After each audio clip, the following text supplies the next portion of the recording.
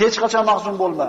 Chunki qalb qayg'u bilan ovora bo'lib, ruhing so'nib, yuzing nuri ketadi. Orzu umidlaring yo'q bo'ladi. Ey mo'min banda, mahzun bo'lma. Chunki qayg'u dushmaningni xursand qilib, do'stingni mahzun qiladi. Qayg'u sababli haqiqatlarni ko'ra olmay qolasan. Mahzun bo'lma, chunki qayg'u qazoy qadorga norozilik, ne'matga esa nonko'rlik bo'ladi. Mahzun bo'lma, chunki qayg'u, g'am yo'qolgan narsani qaytarmaydi.